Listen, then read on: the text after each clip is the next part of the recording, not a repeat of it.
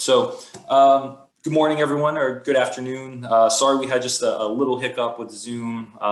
You would think, like I said, 2 years into it would be all set and ready to go, but we're still learning.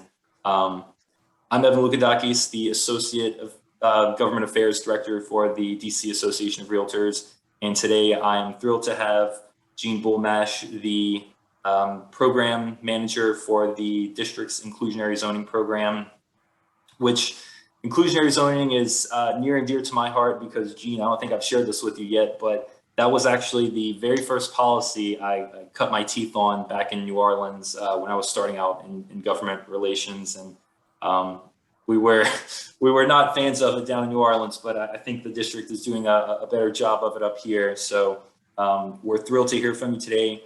Inclusionary zoning is a tool that is being utilized to help us achieve our affordable housing goals in the district.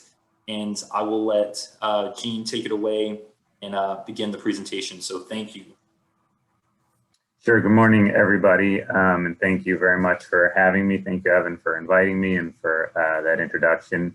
I am very intrigued and interested in real estate, and I agree with Evan. I think inclusionary zoning is a great program. I think it is serving a huge need in the district, and I'm hopeful that the program is going to continue to get better, as I think it has, and I've been doing this for going on 5 years now. So I was going to try to share my screen. Let's see if we can do this. Evan, it says host disabled participant screen sharing. Okay, let me see here. So I'll just babble while we... No, here we go. I can make you, there we go. We fixed it. All right, there we go. Excellent. So let's see, share. Can anyone see my PowerPoint presentation? Yes. Excellent. Does it look right in the presentation mode? Yep, Evan, look right? Oh, looks perfect. Thank you. All right, great. This is, as Evan said, my name is Jean Bulmash. I'm the Inclusionary Zoning Program Manager. I work for the DC Department of Housing and Community Development, DHCD. You'll discover if you don't know this already, but at DC government, we love our acronyms, so there'll be a bunch of them. And my intent here is to give a brief overview of inclusionary zoning. I could probably talk about it for hours, but I would put probably all of you to sleep. So feel free to reach out afterwards if you have any questions. I definitely encourage communication and ongoing conversation. We understand this is a complicated program, and we're always happy to hear input or suggestions and or answer questions. So I have 14 slides. When I'm attending presentations, I always want to know how long it's going to be. So I have 14 slides, and I'm hoping to leave plenty of time at the end for questions and answers. I definitely would like this to be interactive, and I think most people get more out of it that way. But if you have a burning question, feel free to stop and interrupt me. And I was hoping to kind of ask some initial questions to get a feel for what, if any, experience people have with inclusionary zoning, but I can't see anybody other than you, Evan, and me. So maybe we can put it in the chat. And if I look at the chat, maybe I can see some answers there. But so my questions are, has anybody here never heard of IZ or inclusionary zoning? Hopefully you all have, being realtors in the district, but if you haven't, that's good to know. I know a few of our members have experience with it, especially in our public policy committee, but I do know quite a few who it's just completely, it's new to them. So yeah, there's some who are responding that they're working with one now. Cindy said she hasn't worked with it before. This is just what I'm reading here in chat. Yep, I can see that. Great, thank you. So that was the first question, kind of led right into the next question. Has anybody handled an inclusionary zoning transaction? Be interested to hear. Obviously, somebody's working on one now, but interested to know if anybody else has. Not too many. Aware, no, yes. Okay, great. Hi, Hillary. And then has anybody handled an affordable dwelling unit or ADU transaction? ADUs, I'll talk about in a little bit, are very similar to IZ or inclusionary zoning, but have been around for a bit longer. So interested if any of you have handled some of those. Great. Cindy. And then lastly, has anybody had any positive experiences with an IZ or ADU transaction? I'm always interested to hear that, because I think when the IZ program started, it caused some consternation for the development community, and hopefully it's been getting less bad. Maybe a little bit optimistic to assume that it's been getting better. But all right, great. Well, thank you for indulging me there. I'm going to my chat so that I can see my screen. Gene, let me see. So this is, I think, this is new to me for a webinar format. So Hillary has her hand raised. We can bring on participants to speak. So if you'd like to speak or ask questions, you can raise your hand and I could kind of promote you up here to talk. Hillary, if you wanted to ask a question before we began. Good morning. No, I didn't mean to ask it now. There'll be time later. Okay. Good morning, Jean. Good morning, Hillary. Perfect. Okay. Yeah, so that sounds great. If you do have some questions, I'll pause periodically and for questions, but there will definitely be some time at the end. But yeah, feel free to jump in. So what is inclusionary zoning? Inclusionary zoning is one of DC's many affordable housing tools. We use the phrase frequently, one of the tools in our toolkit. It certainly is not going to solve the affordable housing crisis, but it is one way that we are chipping away at it. Inclusionary zoning requires affordable units in newly constructed buildings of 10 or more units. So small developments are not required to provide IZ units, larger ones are. And IZ requires approximately 10% of net residential square footage. So if you think about it, the new buildings that are being developed in the district, approximately 10% of those units are set aside as IZ. And the way IZ program works is it may allow developers to get bonus density of up to 20%. So they can build more market rate units. And the theory there is that the revenue from those market rate units subsidizes the affordable units. So it's intended as a win-win for the developers. They're able to get more money as well as the city then gets affordable housing without technically paying for it. But in DC, IZ is mandatory. So even if a developer can't get that bonus density, they're still required to set aside the IZ units. And then IZ units are set aside at 50, 60, and 80% of MFI, or median family income. I know the term affordable can mean many different things to many different people, but in the IZ world, that's what we're talking about. And just to give you an idea, in the DC area, 100% of median family income for a household of four is $129,000. So you can kind of estimate what those 50, 60, and 80% numbers are. And this is just a map to show you IZ throughout the district. This is as of March 2021, the last time we put together a map like this. But you can see the district here, and all the blue dots indicate development with inclusionary zoning units. And the larger the dot, the more units in each building. And you can see, those of you who are familiar with development in the district, you can see that the blue dots kind of follow the market.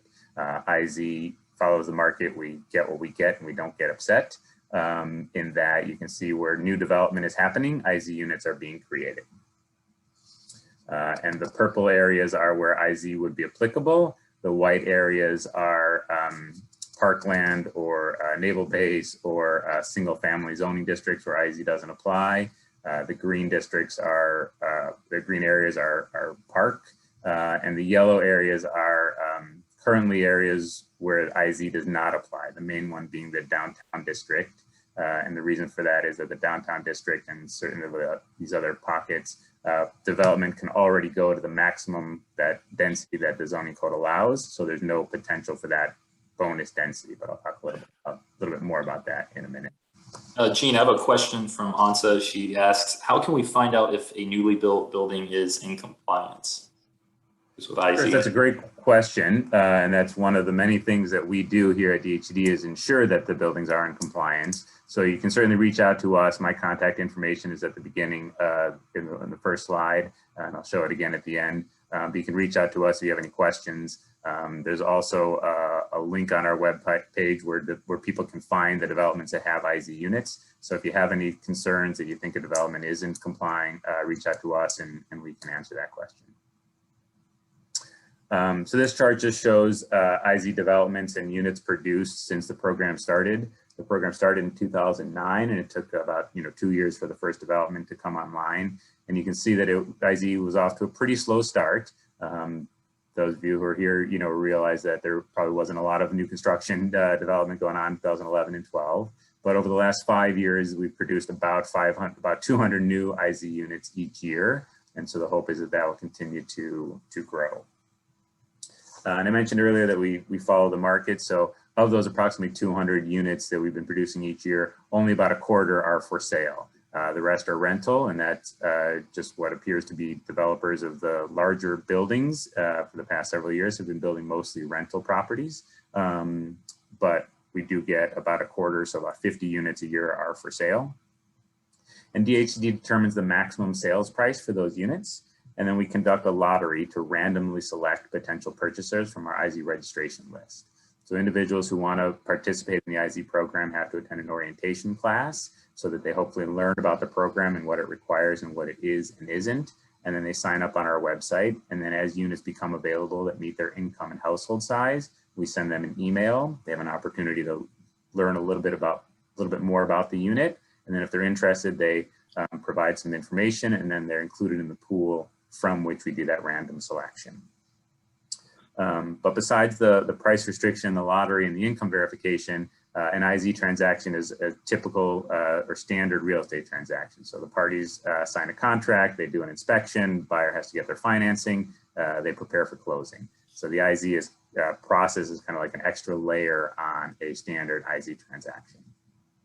And there are some ongoing restrictions. The IZ owners must occupy the property as their primary residence and certify that each year to DHCD.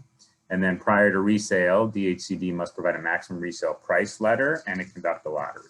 So the IZ units are intended to be affordable for the life of the unit, unlike some affordable dwelling units and other affordable housing programs where there are fixed terms and then the units can convert back or turn to market rate. IZ units are IZ units for as long as the unit remains.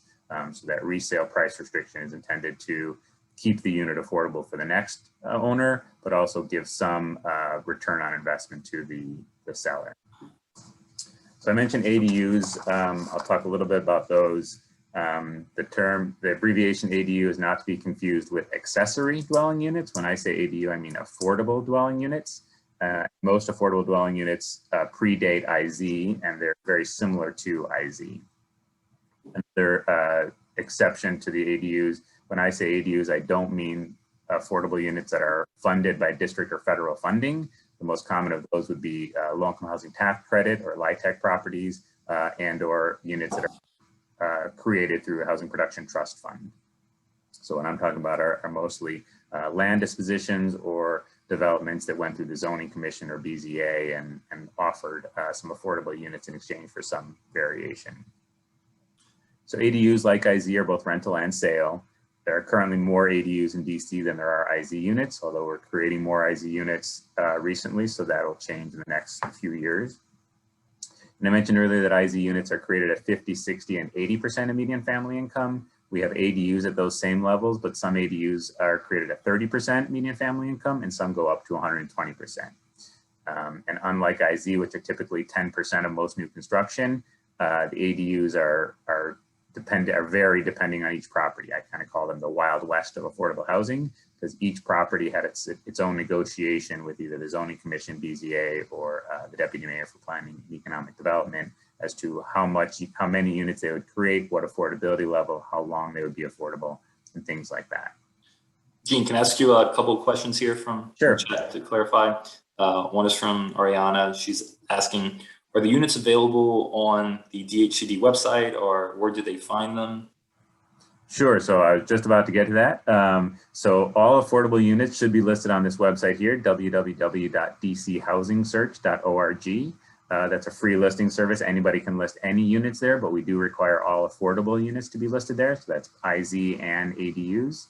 And then also on our website, there is a link, what we call the IZ and ADU property dashboard. and that does show the world of IZ and ADUs. So it shows each building that has IZ units or affordable dwelling units. Unfortunately, most of those are going to be occupied. So if you're looking for available units, dchousingsearch.org would be a better spot. And then do you have any kind of estimate on how many individuals sign up for the lottery per unit? Yeah, so I'll get to some stats in just a second, if you don't mind. Yeah, sure, no problem. But yeah, so the last 2 points here on ADUs, there's no orientation requirement like there is for IZ, and there's no registration. The ADUs are a little bit harder to find, but if somebody finds an ADU, they just contact the property directly and ask about availability. So yeah, I guess stats will come up in just a minute. So realtor roles. Although all IZ units have to go through at least one lottery process, some IZ units and ADUs may find buyers outside of the lottery process. So realtors definitely have a role to play. And in my opinion, realtors can greatly assist IZ buyers because many of them are first-time home buyers. Personally, I think realtors bring a huge amount to real estate transactions. In a prior life, I was an attorney, and I used to represent people buying and selling real estate, both residential and commercial. So I have a fair, familiarity with the process. But every piece of property I've ever bought, I've used a realtor, and I would not do a real estate transaction without a realtor. In my opinion, again, I think a good realtor or broker is, worth their weight in diamonds. So I'm a firm believer that all IZ purchasers and sellers should have the benefit of realtors. And we're kind of struggling with how we can make that happen. So I'll get to that in a minute. But it's not a traditional purchase sale transaction. Again, in my opinion, a lot of the realtors work in a traditional real estate transaction is connecting the buyer to the property. So if you're representing a seller, you're trying to find a buyer. If you're representing a buyer, you're trying to find the right property. In the IZ world, that kind of goes away, but because of the lottery process. But there still clearly is a lot of work for realtors to do. As I mentioned, interested households must take an IZ orientation, and then in order to purchase, they must take an 8-hour home ownership class. For those of you familiar, that's the same class that the HPAP or Home Purchase Assistance Program requires. And then they have to let us know that they've taken that class, and then they're eligible for purchase as well as sale units. And both those IZ orientation and the 8-hour classes are offered by our community-based organizations, or CBOs, which are nonprofits throughout the district that we fund in part. And the regulations were revised about 4 or 5 years ago, and now allow for brokers' commissions to be included in the maximum resale price. So when a IZ unit or ADU is resold, so owned by an individual and then resold, we can now include realtors' commissions. And we're still trying to figure out the best way to do that so that we can keep keep the unit affordable for the next purchaser. Some training opportunities. Those of you are interested, obviously you're here today, so I appreciate that. Here are some more resources if you're interested and want to hear more. Certainly you can reach out to me if you have specific questions, but we've created a training program presented by our colleagues at the National Center for Housing Management, NCHM. We call them NICHM. They provide a DHCD specific affordable housing program. It's really intended for the people who are down in the weeds doing IZ and ADUs. So it teaches you how to do an income certification. But if any of you wanted to get a real good overview, you can sign up for that class. It's held monthly. If you reach out to me, I can send you the link on how to sign up. And you might want to do half or all of the class, depending on how much you really want to learn. Two other options are anybody's welcome to attend the IZ orientation. Again, that's created for the individuals who are participating in the program, but certainly if you're going to be helping them, it would be great for you to know that same information. And then many of you may already be familiar with the 8-hour home ownership class. I know in the past, some realtors either participate in or have conducted some of those classes. So here's the fun part for those of you folks interested in data. This is just an idea of the households that are registered for the IZ program currently. We have about 13,000 people currently registered, and this breaks them down by their income percentage or percentage of MFI or median family income. And just to give you an idea, a one-person household at a 50% median family income, the maximum income is $45,150. So you can see about 75% of our households are in the 50% median family income and below category. Again, meaning that if they're one person, they're making less than $45,000. And then I also show a quick chart of the IZ households based on their household size. So this shows you that about 75% of our registered households are 1 or 2 people. And the IZ program has a requirement for IZ units, you have to have at least 1 person per bedroom. So in order to qualify for a 2-bedroom IZ unit, you have to have at least 2 people in your household.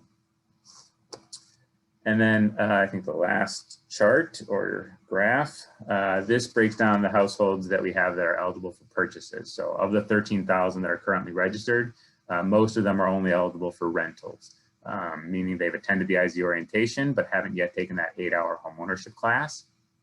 So you can see we only have about 550 registered households that have done both the IZ orientation and that 8-hour homeownership class. So this is our pool of applicants that are invited to join lotteries for the IZ units. And again, this chart breaks it down by size, household size, as well as income level. And matching the greater numbers, you can see that the majority of people are in the 1 or 2 people household size, and the greater number of people are at the lower 50 and 30% median family income categories. And then I think the question was, how many people typically enter into a lottery? So this gives you the world. This is the people that we invite to attend lotteries. And then the answer is it really depends. We have a lot more people entering the lotteries at the 50 and 60% median family income level than we do at the 80. And depending on the household size and the type of unit. So we could sometimes only have a couple people enter a lottery. Sometimes we could have, 50 or 100. Hopefully that answers that question, but if not, let me know. So the last couple slides, and then I'll leave plenty of time for questions and answers. As I said, I've been working on the program for going on 5 years. We're always trying to improve it. So part of improving it is getting feedback and having interactions like this. So I definitely welcome feedback and input from you guys. If you have questions, comments, criticisms, complaints, certainly suggestions are always welcome. Please feel free to reach out. But some of the things that we're kind of struggling with are, how do we get more realtors involved in IZ and ADU purchases? So IZ units, when they first become available, are typically new construction. So almost all developers, when they're building these buildings, have realtors involved to represent them on the sale side, but not all buyers have realtors. And on resales, when an individual buys a unit and then they go to resell it, not all sellers or buyers have realtors. And that's something that we'd like to change. We'd like to have realtors involved in each IZ transaction on both sides. So we're happy to kind of continue that dialogue with you folks at DCAR on ways of increasing your involvement. And then also, as you saw, only 500 or so of our 13,000 households are currently registered for purchases. So we want to get more people involved. We want more people to know about the purchase opportunities through IZ. So we'd love feedback or input on how to do that. Some of the changes that we've made over the years, when I first started, I got a lot of really negative comments and feedback. Oh, the IZ program is terrible. It takes too long, this, that, and the other thing. And so if anybody had experience with IZ years and years ago, I'd welcome you to kind of try again, because I think it has definitely gotten better. Not just in my opinion, but we've heard that from the development community as well. We've made some changes in the regulations. We've improved some of the processes. So we have shortened the lottery process because both our goal, as well as we know the development community, we want to get people into these units as quickly as possible. We've made the purchaser pool, while it is certainly smaller, it is a more qualified pool. We used to have anybody eligible, anybody of our 13,000 registrants were eligible for purchases, but then we do a lottery, we'd select people, and then they found out that they had to attend, the 8-hour homeownership class, they had to apply for and qualify for a mortgage, and so a lot of people, backed out at that point. So now we have fewer people, but they're further along in the process and more readily able to close on a transaction. We've also worked constantly, but we're updating our forms and processes and procedures. So hopefully that is more helpful. And then IZ Plus and IZ XL are two programs that are being pushed by the Office of Planning, and they're essentially increasing the IZ set aside. So IZ Plus was recently passed by the Zoning Commission. And what that says is, if you remember at that map at the beginning, there were certain pockets of the district where IZ was not applicable. the main one being the downtown district, but there were also, there was a historic Anacostia area and a historic Georgetown area. What IZ Plus is, or sorry, what IZ XL is it's applying IZ to those areas. So increasing the parts of the district where IZ is applicable, and offset planning is still exploring that, and also exploring the possibility of requiring IZ to apply to conversions of either office or hotel to residential. And then IZ Plus, sorry, I did that backwards, but IZ Plus is essentially if a development is getting a zoning change. So if a property was previously industrial or commercial, and the developer is changing the zoning to make it residential, they get a bigger boost, and so they may be required to set aside up to 20% of the square footage as IZ. So all that to say, in my opinion, IZ is here to stay. If anything, it's expanding its role and applicability. So, and I think it definitely, again, fits a very important part of the mayor's goals of increasing both housing and affordable housing. And then for my final slide, and then I'm happy to stop talking and listen and or answer questions, but a few unique issues with IZ. In addition to the minimum occupancy, so requiring minimum one person per bedroom, IZ has a very unique definition of bedroom. So in order for a unit, a room to qualify as a bedroom for inclusionary zoning, it has to have an external window and a closet. So a lot of our studios, for example, a developer or people in the industry might call that a junior one bedroom or something like that. But if the bedroom doesn't qualify as an IZ bedroom, we call it a studio. And then condo and HOA fees, homeowner association fees, are another kind of thorny issue for us that we're struggling to resolve. As I said initially, we, the District of Columbia, we don't own the units, we don't build or develop them, we don't sell them, we don't finance them. So we cannot control the condo and homeowner association fees. What we do when we set the maximum price initially, we build in assumptions. And so we build in what we think are intentionally high estimates of condo and HOA fees. And that's hopefully that kind of is intended to account for some future increase in those fees, because I personally think they only go up once people buy their units. But as I said, once the developer turns over the association to the owners, it's really up to them on how they manage those fees. And we're trying to figure out better ways that we can support unit owners when they have issues with those fees. And then lastly, as you all know, the three most important words in real estate are location, location, location. I'm trying to add to that in the IZ world, I think equally important is education, education, education, and or communication, communication, communication. So again, I thank you all for the opportunity to speak to you. I appreciate all of your interest, taking your time out of your busy days to listen and learn more about the IZ program. And again, I encourage you to not take this as your only bite at the apple, to listen and then kind of move on with your life. But I welcome you to reach out, ask more questions. We are hoping in the future to invite realtors to a more kind of one-on-one or smaller group sessions where we talk more about IZ and explore ways to get more realtors involved. So with that, the absolute last slide is questions. Happy to take those. And again, at the very beginning was my phone number and email address.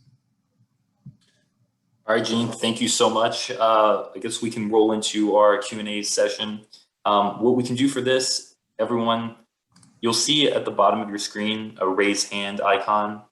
If you click that and you want to ask a question, what I can do is then promote you to a panelist, or give you the option to speak, and you can ask Gene your question and then kind of have a back and forth dialogue with him. So Hillary, I believe you did that at the very beginning of the program. So if anyone would like to ask a question and do that and would like to speak, we can certainly get that done.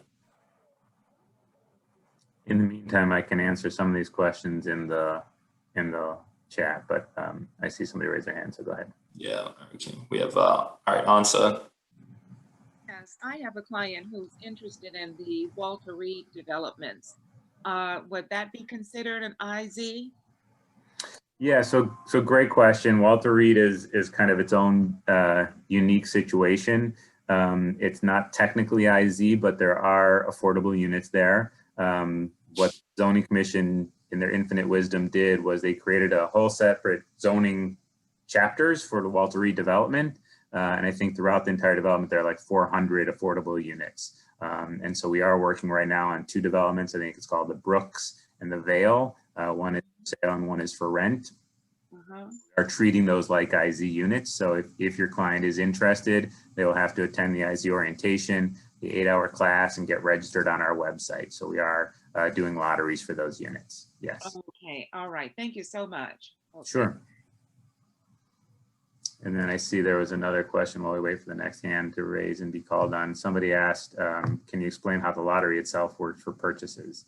So I'll take a 2 minutes to do that. So the way the lottery works is we have our registration list of applicants. When a unit becomes available, we reach out to everybody on that list who meets the income and household size requirements. And we say, this unit is available. Here's some information about it, including the purchase price and a link to that website, dchousingsearch.org. And if the development has its own website, we provide a link to that so that people can get as much information about the unit as possible. We typically give them a week to respond. And in that email, if they're interested, is a link toward the bottom where they click that link. It takes them to a Google form where they have to provide some information to make sure that our data is, our information about them is correct: name, address, email, phone number, income size, income, household size, etc. And then at the end of that week, we close that form and we take all the data, all the people who have entered into the lottery, and we do some data cleanup, and then we do the random selection. The IZ program gives priority to households that have a current member living in the district. So we want to prioritize DC residents. And then second priority we give to households who have a resident who currently works in the district. So the people who are already working here, we want them to live in the community. So think about, teachers, firefighters, policemen, sanitation workers, things like that. And then after we do those rankings, we do the random selection. And then within each of those priorities, living and working in DC, we further rank those who are selected based on how long they've been on our list. So the longer you've been on our list, once you're selected in the random selection, the higher your ranking is. And then everybody who's selected, we typically select 10 people per unit. We send all of them an email saying you've been selected and here's your ranking. And then for sales, we put them in touch with our community-based organizations so they can then get their income and household size verified. When they initially register, it's all self-reported. And then once they're selected for a unit is where they have to provide documentation. So they provide bank statements, tax returns, pay stubs, things like that, as far as to confirm that their household meets the household size and income requirements for the unit. And then as they work through that process, the highest ranked household that gets certified has the opportunity to enter into a contract and then, get their financing and prepare for closing. So hopefully that made sense. All right, I don't see anyone else with their hand raised. We do have, you've seen this question from Kim. Well, okay, 2 just popped up, I'm sorry. Here, let me get Hillary in here. Okay, Hillary, go ahead. Good morning. Jean, I asked the question about the lottery because I think as realtors, there's a lot of confusion as to what the value that you can bring to a potential client is in there. And when you're waiting on the lottery, you can be there for months on end. The lottery itself, meaning, 10 people get notified for one property. So even though it's affordable, it's kind of like, it's just like our regular crazy competitive process, except for they don't have the opportunity to make any changes to be more competitive, right? Because of how the ranking system is weighed. So thank you for explaining that. What is your typical, can you explain how long the average person is waiting on these lists? Yeah, unfortunately, I can't because of that random selection. There is no typical time, right? Somebody could sign up today and randomly be selected tomorrow. Somebody could sign up today and not be selected for years. So it depends. Part of it is depends on the individual's income and household size because certain people are only eligible for certain units. So if you remember back at that chart where we showed the purchasers, we have more people at the lower affordability level. And so if your client or a household is in that group, they have a smaller chance of being selected. if we have fewer people in the larger household sizes, so if somebody there has a better chance. But then it also depends on the units that become available. Most of our units are smaller size, so studio 1 and 2 bedroom units. So you have a 4-person household while you would qualify for a 4-bedroom house. We don't have very many 3 and 4 bedroom houses. So again, you can go to our property dashboard and you can play around and sort the IZ units based on size and income level, so you can get a feel for what units are out there. And again, it really just depends. The other thing I'll say is we encourage people who sign up for the IZ registration list to also do their own homework.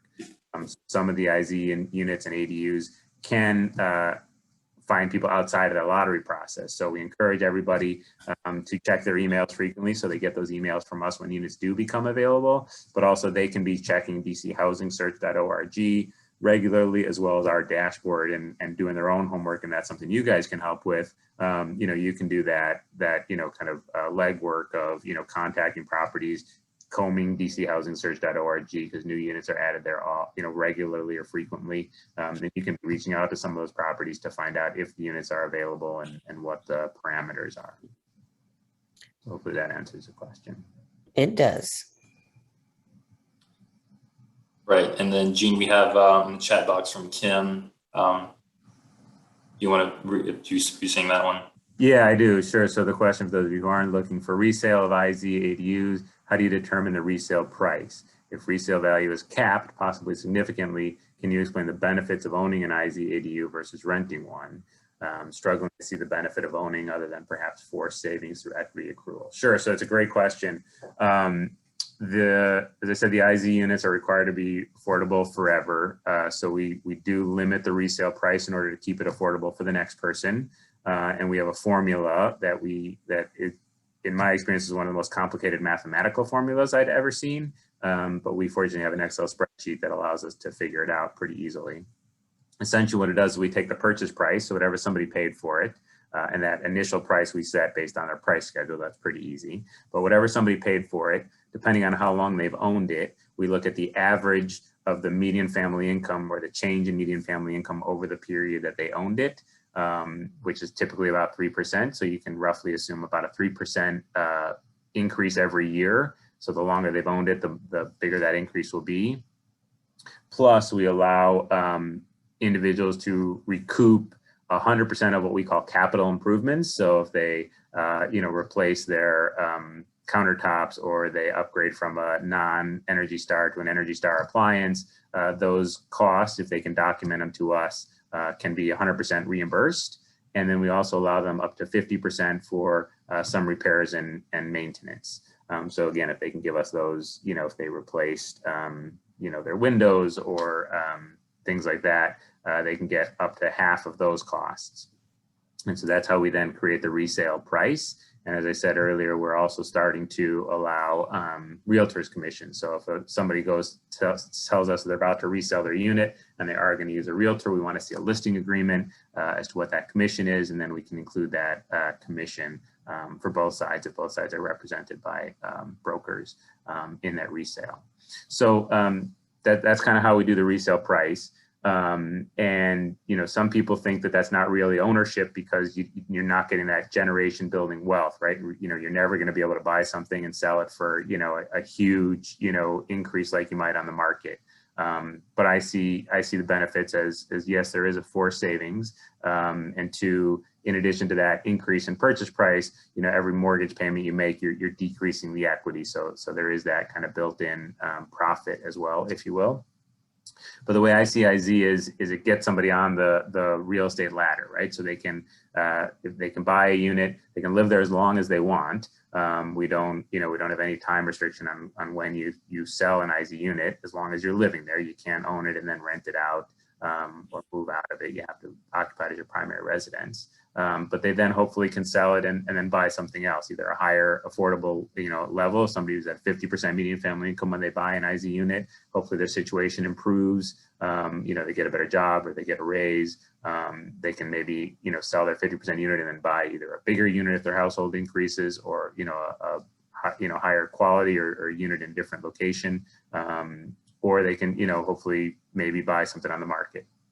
So it's not for everybody. There are some issues, but it definitely is an opportunity for some to take advantage of it. So hopefully that answers the question. And then Tracy, did you want to speak, or okay, I see you have your question in the chat box. You saying that, Gene, do you have a social media marketing assets you can provide us that we can share? So our website certainly is one place. DC, you can see it on the screen here, hcd.dc.gov. And you can go to services. There's a link for inclusionary zoning registration. So that's kind of our best option. Not exactly sure what you mean by marketing assets. So if you're looking for information that you can, you know, share yourself, why don't you reach out to me and I'll put you in touch with my colleague in our communications department, because I don't want them to be online, you know, to be involved in any kind of marketing material. But yeah, thanks, Evan. Just put the IZ page. So that gives some kind of background on IZ, and then towards the bottom there's an forms and resources page, which has a lot more information, both for households who are interested, as well as for professional property management and CBO staff and realtors. As I said, if you look on that forms and resources page, we currently have a link for IZ lenders. Any bank can provide a mortgage for an IZ or ADU, but that list is lenders who have reached out to us and said, hey, I work on IZ and ADUs, I want to be involved, you know. And so we provided that as a resource. We tell people who are looking to buy a unit that they can contact any lender. If they have a relationship with their bank, we suggest they start there. But if they don't have any idea, this could be a resource. And what we're hoping to do is reach out to realtors, some who've reached out to us, and, you know, maybe we'll reach out to Evan and have him, you know, invite others. But we're hoping to have reach out to realtors at some point in the coming months-ish, and invite you all in for kind of a more in-depth trend, you know, orientation or training, and then possibly put a list of realtors on our website as well who are familiar with the IZ program. So if somebody is looking to buy or sell, they could go to that list and find realtors who are familiar with the IZ program. So if you're interested in that, you know, when we do get around to it, please reach out, send me an email, and we'll make sure to add you to that list. And then I don't believe we touched on this question, Cindy asked, but what's the required credit score for the program, for the IZ program? Did we touch on that? Sure, great question. So the IZ program and the ADU programs, we have no credit score requirements. All we work on, all our restrictions are our income and household size.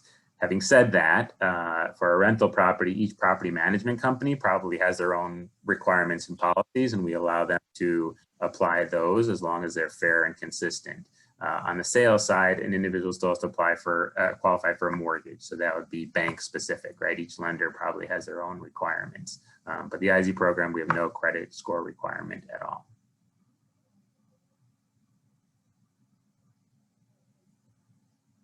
So kind of back to that initial process where the IZ program is really kind of an extra layer on either a traditional rental or purchase process. All right, Hillary has another question. Hello. Something that's been at the heart and conversation of a lot of realtors in the last few weeks is the Talbert Street development. And that's not necessarily IZ. I'm sure that was probably an ADU development. Can you talk to us about how we kind of assuage these fears? I mean, the condo building in Miami, you know, has a lot of people here in DC talking with the sheer, you know, volume of construction that's going on. You know, we've seen, this has nothing to do with IZ per se, but, you know, we've seen buildings falling that are being built currently. Had one down the street from me on Rhode Island Avenue a couple of months ago. So can you talk about what the role is from an HCD perspective? Because the reports that we're reading is basically saying like, well, these people purchased the units, right? So, you know, our hands are kind of off of it. But as far as the ADU is concerned, you provided either gift of land or financing at favorable terms to these developers. You know, what are you guys looking at that we can share with our community about how they'll be protected in these circumstances? Sure. So a couple of things there. One, when you say Talbert, is that the Granville Estates? Yes. Yeah. So that is technically not an ADU in that it was funded. So the Housing Production Trust Fund provided a loan or grant to that developer. So it's considered a district asset, and it's kind of monitored by a different division. My colleagues here in our Portfolio Asset Management Division, PAMD. But I do know that there's kind of been a lot of district government involvement, a lot of communication with the owners. I know they're working on getting them some temporary accommodations, and they're looking to to waive some of their obligations. I don't have all the specifics, so I don't want to give out too much information. But Hillary, if you want to reach out to me, shoot me an email afterwards. I'll connect you to Richard Livingston is our communications division manager, and I think he's been leading the charge. But I think the unit owners there should be well aware of the resources that are being made available to them. And then kind of shifting to the bigger question, can't really answer that. It's totally outside of my expertise, right? Like we're not building, inspectors. We're, as you know, that's handled by DCRA, the Department of Consumer and Regulatory Affairs. They're the ones who issue building permits. They're the ones who do inspections. They're the ones who issue certificates of occupancy. And, yes, I've been reading the story as well. I know there's a lot of concern and fear out there. But I really don't have the expertise to talk about that. So I don't want to try to get involved in that. But I would suggest, again, you can reach out to DCRA. I know they have a relatively new director. I know they're trying really hard to be more responsive and more focused on customer service. And I'm sure that they are working on those issues and how to A, address them, and B, prevent more kind of catastrophes from happening. All right. Gene, actually, I have a question. We briefly discussed the IZ Plus and IZ XL. So these were two new Office of Planning led cases to expand inclusionary zoning. Could you fill us in? Are there any other cases that are pending that are going to alter IZ? I do know I'm aware of one that would target the conversion of commercial to residential, but I'm not sure if there's anything else that is being floated around. Yeah, sure. So IZ Plus, which is the map amendments, right? If the developer is changing the zoning of a property, that's already been passed and that's already effective. So new applications for zoning amendments will be subject to IZ Plus. IZ XL really is a multi-pronged process. So the Office of Planning has already, I think, pushed, and it's probably working its way through the Zoning Commission, applying IZ to kind of that historic Anacostia, historic Georgetown, small pockets of the district where IZ didn't previously apply. I know the Office of Planning is still researching the issue about the downtown district, again, because there's no potential bonus density. So they're exploring whether, it makes economic and planning sense to require developments who can't get that bonus density to still set aside units as affordable. And then I think kind of the last phase or another phase of there is what you just mentioned. They're looking at applying IZ to conversions. Right now, IZ applies only to new construction, generating 10 or more new units. So, think of, take a vacant parcel and new construction, but they're exploring applying it to conversions, taking an existing office building and converting it to residential, or an existing hotel and converting it to residential. So those are the ones that I'm aware of. The only other thing I can think of is I know there's the high area needs tax abatement program that was recently passed in the budget, and that's to set aside for kind of convert market rate units in 4 planning areas, essentially west of Rock Creek and kind of northwest DC, in giving developers a tax abatement, a real estate tax abatement, in order to make some of those units affordable. And so we're currently working with the development community and our colleagues over at DemPed on implementing regulations to as to how that's going to work. But those are the main kind of changes. And then I guess the last one, which I'm hopeful will incorporate IZ, but I think it's called the GAIN Act. Generating Affordability in Neighborhoods. Sorry. Is it the Generating Affordability in Neighborhoods Act? With the Yes, exactly that. Thank you. I was not going to get that right. But yeah, essentially that is where it was proposed by one of the council members, and I think also included in the recent budget act. And that's essentially providing funding to owners of current apartment buildings that are mostly or all market rate in exchange for them providing the units as affordable. So if you think about it from a landlord's perspective, they can get X amount of rent at a market rate unit. Obviously affordable units their rent is going to be less. So we're looking at saying, okay, what is that difference between what a landlord can get from a market rate unit or affordable unit, and over the life of say 20 or 40 years, what is the present value of that? And so if we give that landlord the money now, they're being made whole, and then it's creating more affordable opportunities for the residents who need it. So I know there's conversations going on there about, again, how that's going to be implemented. But those are all that I'm aware of. Office of Planning may know more because I sometimes don't know about things until the public does. But that's all I'm aware of. Very good. Yeah, I know my public policy committee members are aware of that one. But no, we're keeping a close eye on that because it seems to be that would be a very helpful tool to maintain affordability. Yeah, I agree. We're always, listening, thinking about and exploring new opportunities. So certainly if you guys have any ideas or concerns or questions, feel free to reach out. And if I don't know the answer, I may know somebody who does.